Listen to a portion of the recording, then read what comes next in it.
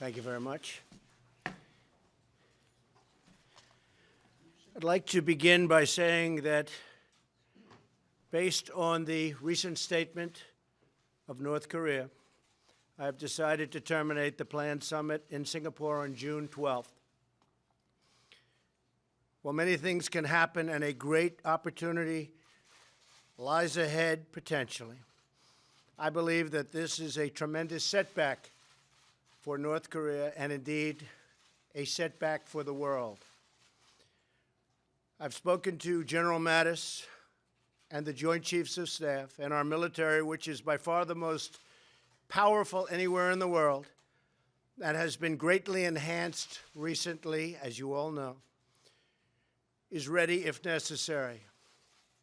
Likewise, I have spoken to South Korea and Japan, and they are not only ready should foolish or reckless acts be taken by North Korea, but they are willing to shoulder much of the cost of any financial burden, any of the costs associated by the United States in operations if such an unfortunate situation is forced upon us.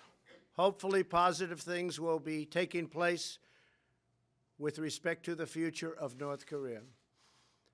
But if they don't, we are more ready than we have ever been before. North Korea has the opportunity to end decades of poverty and oppression by following the path of denuclearization and joining the community of nations.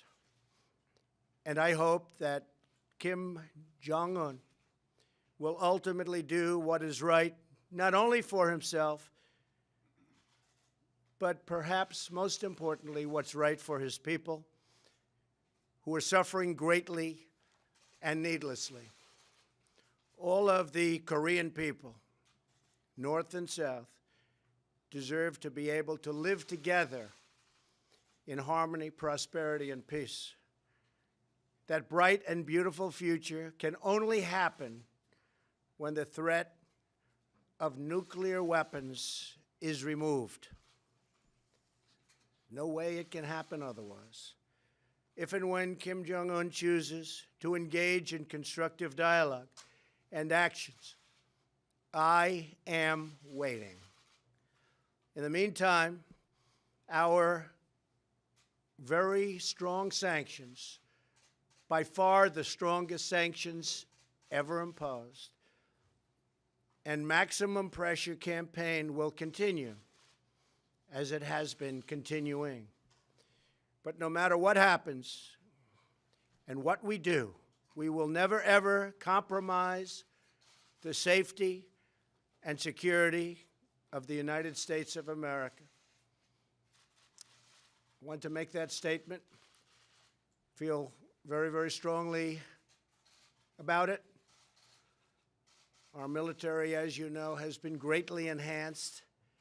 Will soon be at a level that it's never been before. Our approval of $700 billion this year and $716 billion next year, largely due to the help of a lot of the people with me today and standing right here, we appreciate. But we had to do that for our military, and we've done it, and hopefully everything's going to work out well with North Korea. And a lot of things can happen, including the fact that perhaps, and would wait, it's possible that the existing summit could take place or a summit at some later date. Nobody should be anxious. We have to get it right. Okay, with that being said, we have something else, which I have to tell you, all of you, Chairman, Mike, and everybody, it was a big deal until this came up. I don't know, where's Mike Crapo? Where are you? Mike, congratulations, you did a great job, but it doesn't seem so important now. I don't know. But it is important. It's incredible. And it's incredible that you've done it, and you've done it in a very bipartisan way, which is very nice. Thank you. Thank you very much, but a very bipartisan way, Mike, and I want to congratulate you and everyone else. I'm going to read a few names because these people worked hard. This is all about the Dodd-Frank disaster, and they fixed it, or at least have gone a long way toward fixing it. Mike Crapo, thank you very much. Steve Daines, thank you, Steve. Incredible job. John Kennedy, thank you very much, John. Heidi Heitkamp. Heidi, thank you very much. Appreciate it. David Perdue. Where's David? Where is David? Oh, I love David. What a great guy he is. Jim Risch. Jim, thank you. What a great lawyer. I learned all about you. One of the great lawyers. I think I have to use him. Tim Scott. Tim. Thank you, Tim. Great job. It's a great achievement. And Pat Toomey, who really does know the financial world, I can tell you from experience. Right, Pat? Great job. Also, representatives. Jeb Henserling. Fantastic, fantastic job. Thank you, Jeb. See, you wanted to get near the table instead of getting over here. That's like the prime location until about 10 minutes ago, right? I think Mia now has the prime location. All about real estate. I know it is. It's all about location, isn't it? It's true. Jim Banks, Andy Barr, Kevin Kramer, Sean Duffy, Tom Emmer, French Hill, Bill Heisinger, David Kustoff, Patrick McHenry. I always say Patrick McHenry. Where's Patrick? It's the greatest name in politics. I don't know why. Every time I say Patrick McHenry, who's, by the way, does a great job, aside from everything, more important than the name, I think you have the greatest name in politics. If I had that name, I would have been president 10 years sooner. Telling you. It's a great name. Thanks, Patrick. Mia Love. Thank you, Mia. Blaine Lutkenmeyer. Keith Rothkus. Where's Keith? Thank you, Keith, very much. Claudia Tenney and Ann Wagner. These are people that have worked so hard.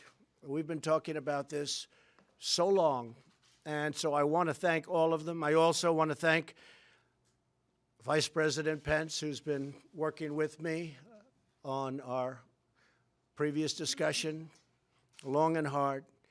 Secretary Steve Mnuchin, Secretary Ross, Secretary Carson, and Administrator Linda McMahon, who is doing a fantastic job at the small business groups. He is going all over the country talking to groups of people. And Linda, I just heard the other day you are doing a fantastic job. Thank you very much. Really great. 15. Thank you also to the many great members of Congress and for the people that work so long and so hard. Today, I'm proud to keep yet another promise. We've made a lot of promises. In fact, I think we've probably, in terms of campaign promises, we promised, but we actually approved more than I promised, if you really look at it. A commentator actually said that. This was a commentator, obviously, that liked me. But he said, we said we were going to do this, and we've done more. And we have, if you look at regulation, if you look at all of the things we've done. But we've kept yet another promise as I signed the Economic Growth, Regulatory Relief, and Consumer Protection Act into law. It's a big deal. It's a big deal for our country. This is truly a great day for America and a great day for American workers and small businesses all throughout the nation. The legislation I'm signing today rolls back the crippling Dodd-Frank regulations that are crushing community banks and credit unions nationwide. They were in such trouble. One size fits all. Those rules just don't work.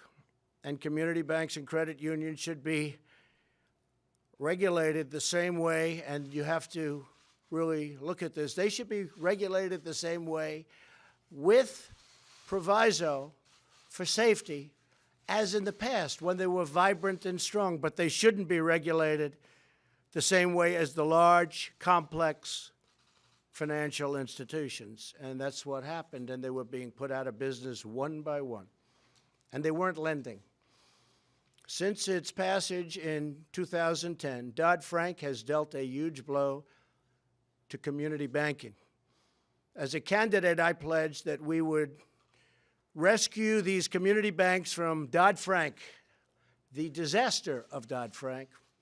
And now we are keeping that commitment, and all of the people with me are keeping that commitment. Incredible group of people. Dodd-Frank's complex and costly regulations gave large banks an unfair competitive advantage at the expense of neighborhood banks all over the country. Since Dodd-Frank's passage just 8 years ago, 20% of small banks have been put out of business. They're disappeared. While banks that were considered too big to fail, we've heard that many times, too big to fail, had the resources to comply with Dodd-Frank's brutal maze of costly regulations. And maybe we're going to have to start looking at that also for the larger institutions, because they also are put at a disadvantage in terms of loaning money to people wanting to open up businesses. So perhaps we'll be taking a look at that. Many small banks were forced to shut down. Regulations also made it nearly impossible for new banks to replace the ones that went out of business, made it totally impossible to open up new. Almost nobody opened up new. In the past, scores of new banks formed every single year.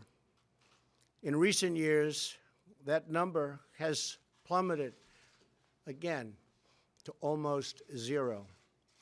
These community banks are vital for local lending and have a direct stake in the success of their neighborhoods and their states. Local businesses have few other resources and few other ways of getting credit.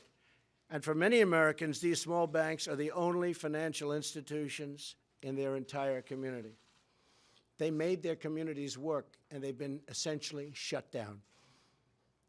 When these community banks close their doors, it denies small businesses and everyday Americans access to capital that they desperately need. By liberating small banks from excessive bureaucracy, and that's what it was, bureaucracy, we are unleashing the economic potential of our people. This legislation also strengthens protections against identity theft, big problem nowadays, bigger than anyone understands. Expands crucial financial access to low-income and minority communities, and ensures that educational and job training opportunities are available to more families in need. Those are great opportunities. Some of the people up here are working very, very hard on creating those opportunities for people. These reforms are critical to helping all Americans thrive and to prosper. Today's legislation is the next step in America's unprecedented economic comeback. There's never been a comeback like we've made. And one day, the fake news is going to report it. But that's okay. You've been very nice, actually, today. You've been extremely nice. Republicans in Congress passed the biggest tax cut and reform in the history of our country. We passed and signed a record number of bills terminating job-killing regulations. In the history of our country, no president, whether it's 4 years, 8 years, or 16 years in one case, has ever passed more regulation cuts. And these were necessary cuts because we're leaving necessary regulations. Regulation is fine, but it's got to be reasonable, and that's what we've done. Unemployment has reached its lowest level in nearly 2 decades. African American unemployment has reached its lowest level in history. And the same thing for Hispanic unemployment, lowest level in history. Women, lowest level of unemployment in 19 years. Small business optimism has never, ever been higher, according to polls and charts. And we're restoring our forgotten communities by fighting to reclaim the stolen manufacturing jobs. You see that happening right now. You see what's going on with cars, where Secretary Ross and I, and as you know, Secretary Mnuchin and Lighthizer and the whole group, we're all working together. Peter, we have a big group working together. But you see, there was an article today, but it's going to be more than an article. Cars pouring into our country. and hurting our jobs, and they're closing, but they're moving back. As you know, Chrysler's moving back to Michigan, big plant. Many car companies are coming into our country now. Big difference. But you take a look at what we're doing on trade. China, going to be much different. A lot of reporting doesn't have it, right? Because we're not talking about the deal we're trying to make. We don't want to do that. But we're working very well and very hard with China, as you know, and I don't blame China for this. China has been taking advantage of the United States economically and in other ways for many, many decades, And it was like missing in action, our representatives. They were missing in action. They wouldn't do anything. We had a trade deficit last year with China of at least $375 billion, and I believe the number was probably over $500 billion. And we had massive theft of intellectual property to the tune of perhaps, hard to value, $300 billion a year. And that's all ending. That's all ending. And our relationship with China is a very good one. And I told President Xi, I don't blame China. I blame the United States for allowing this to happen. Because people in my position and people in these positions should have never, ever allowed that to happen. But we're changing it. This is an incredible time for America. Amazing progress is happening for our country every single day. And I again want to thank the members of Congress who helped pass so many vital legislative acts. We have another one that passed yesterday called Right to Try. Nobody knows what that means. That's a patient who's terminally ill, ends up leaving the country to find help. They wanted hope. And we have drugs that are in the pipeline for anywhere from 10 to 15 years. And they may be very good, but you're not allowed to use them.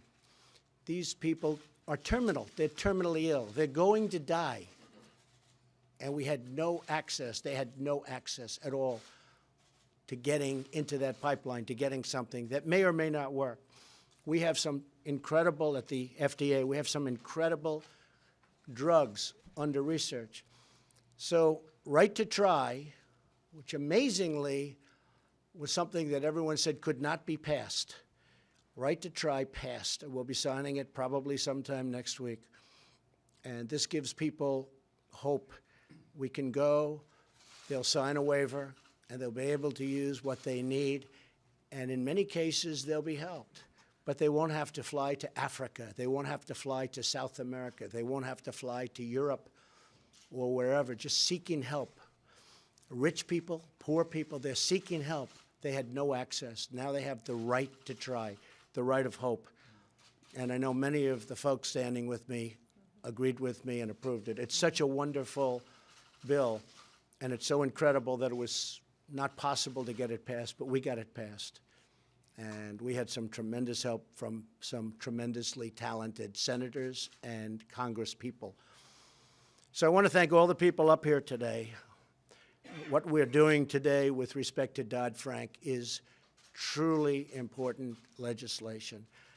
And I have to say, for a Congress that they say, you know, won't be doing much because we have an election coming up, I think we're doing an awful lot when you think about it.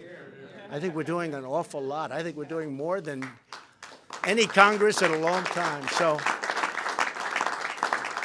thank you. So I'll be signing now a very, very important bill from the standpoint of people and jobs and loans and getting out there and building a business. And it's a tremendous honor to be with all of you folks today. And thank you for the great job. Thank you for this incredible amount of work. I know how hard this one was. The Dodd-Frank was something that they said could not be touched.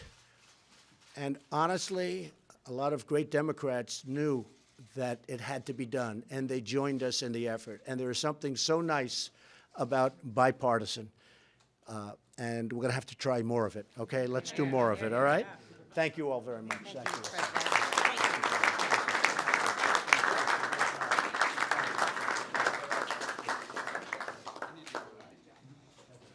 Scooch in there, girl. How are you? No, scooch in. You're perfect. You're perfect.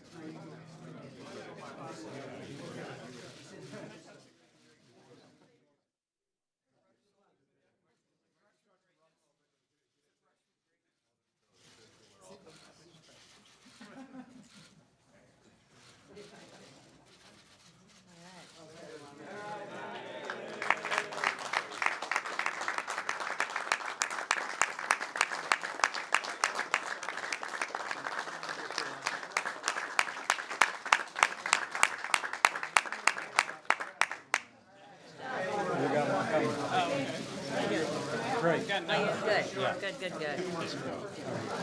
I'm good. Going back to a big TV shoot, 12-hour travel, our commercials coming.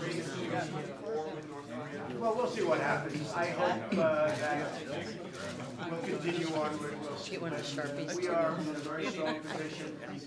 I think they want to do what's right. I really think that they want to do. It was only recently that this has been taking place, and I think I understand why it's been taking place. But they want to do what's right. I really believe Kim Jong-un wants to do what's right. So hopefully things will work out. Okay? Thank you all very much.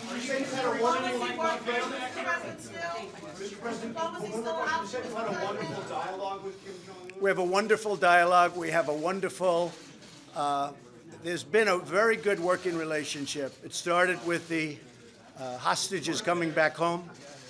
The hostages came home. We didn't have to pay. We wouldn't have paid. But they came back home. They're now safely ensconced in their houses, and they're very happy and thrilled, and they never thought it was going to happen. So the dialogue was good until recently, and I think I understand why that happened. Why was that? And I won't say that. Someday I'll give it to you. You can write about it in a book. But I really believe we have a great opportunity. We'll see whether or not that opportunity is seized by North Korea. If it is, great for them and great for the world. If it isn't, it'll be just fine. Thank you all very much. Thank you.